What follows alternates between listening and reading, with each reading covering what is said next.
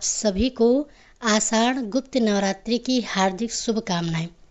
इस वीडियो में हम बात करेंगे आषाढ़ गुप्त नवरात्रि साल 2025 में कब से शुरू होगी और कब समाप्त होगी। साथ ही कलश स्थापना करने का सुमुहूर्त क्या रहेगा, दुर्गा अष्टमी व नवमी का पर्व कब मनाया जाएगा और आषाढ़ गुप्त नवरात्रि व्रत का पारण कब किया जाएगा। साथ ही आपको एक इच्छा पूर्ति उपाय भी बताएंगे जिसे करके आप अपनी मनोकामनाओं को पूरा कर सकते हैं। तो इन सभी विषयों को आपको यहाँ पर डिटेल में जानकारी प्रदान की जाएगी। लेकिन वीडियो को शुरू करने से पहले आपसे निवेदन है कि वीडियो अगर थोड़ा भी अच्छा लगे तो वीडियो को लाइक कीजिएगा। साथ ही कमेंट बॉक्स में जय माता दी लिखना ना भूलिएगा।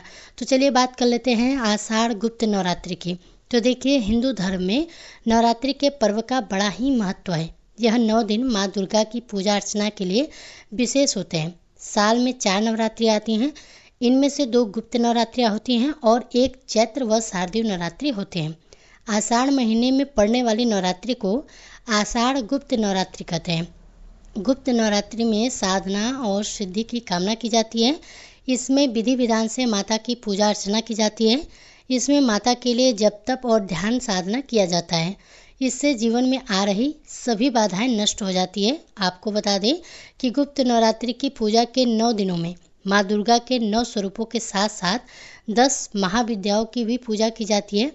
यह 10 महाविद्याएं हैं माँ काली, माँ तारा देवी, माँ त्रिपुर सुंदरी, माँ भुवनेश्वरी माता, छिंदमस्ता, माँ त्रिपुर भैरवी, माँ धूमावती माता, बगलामुखी माँ, मातंगी माँ, कमला देवी।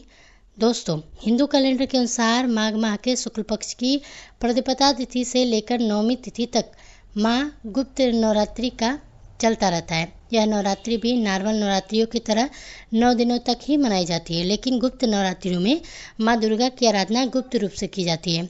कहा जाता है कि गुप्त नवरात्रि में माँ दुर्गा शीघ्र प्रसन्न हो जाती हैं। इस दौरान भक्त निराहार या फलाहार व्रत कर सकते हैं।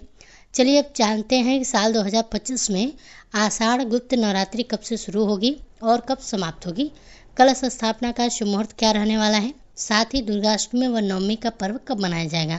तो देखिए, साल 2025 में आषाढ़ गुप्त नवरात्रि की जो शुरुआत है वह 26 जून 2025 दिन गुरुवार को होगी और आषाढ़ गुप्त नवरात्रि की जो समाप्ति है वह 4 जुलाई 2025 दिन शुक्रवार को होगी और प्रतिपदा तिथि की जो शुरुआत है 25 जून 2025 की शाम 4 बजे से हो जाएगी और प्रतिपदा तिथि की जो समाप्ति है वह 26 जून 2025 की दोपहर 1:24 पर होगी।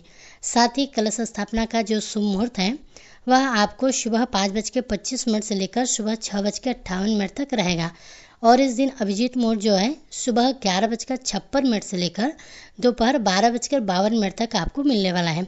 साथ ही 3 जुलाई 2025 दिन गुरुवार को दुर्गा अष्टमी रहेगी। इस दिन माँ महागौरी की पूजा आराधना की जाएगी और 4 जुलाई 2025 दिन शुक्रवार को दुर्गा नवमी रहेगी। इस दिन माँ सिद्धिदात्री की पूजा अर्चना करें। इसके बाद हवन और कन्या पूजन करें। दोस्तों, कुछ लोग नवमी को ही हवन और कन्या पूजन के बाद नवरात्रि व्रत का पारण कर लेते हैं, तो वहीं कुछ लोग 4 जुलाई को ही नवरात्रि का व्रत पारण करेंगे।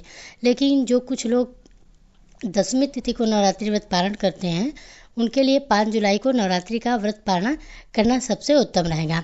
दोस्तों, चैत्र और शारदीय नवरात्रि की तरह ही गुप्त नवरात्रि में भी कलश की स्थापना की जाती है।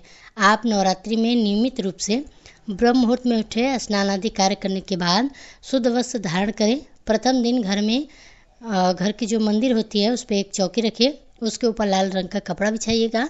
साथ ही चौकी पर माँ दुर्गा की मूर्ति जो है आपको स्थापित करना है। साथ ही शुभ मुहूर्त में कलश की स्थापना करें और यदि आप अखंड ज्योत जला रहे हैं तो उसकी भी स्थापना करें। माँ के सामने घी का दीपक जलाएं। माता रानी को फल फूल सिंदूर मिठाई और अक्षत अर्पित करें। गुप्त नवरात्रि में माँ दुर्गा को भोग में आप लौंग और बतासा चढ़ाएं। अंत में आरती करके पूजा का समापन करें। दोस्तों, नवरात्रि के 9 दिनों तक सुबह और शाम यानी कि दोनों समय पूजा आरती और भोग लगाना चाहिए। साथ ही 9 दिनों तक दुर्गा चालीसा व दुर्गा सप्तशती का पाठ भी करना चाहिए और देवी दुर्गा के नवाड़ मंत्र हरि क्लीम चामुंडाय विक्षय का रोजाना 1 माला जाप करना चाहिए। फिर इसके बाद अष्टमी व नवमी के दिन हवन व कन्या पूजन का आयोजन करने के बाद आप गुप्त नवरात्रि के व्रत का पारणा करें। दोस्तों, गुप्त नवरात्रि में माँ लक्ष्मी को प्रसन्न करना चाहते हैं तो आप गुप्त नवरात्रि के 9 दिनों में माता लक्ष्मी को कमल का फूल अर्पित कीजिएगा।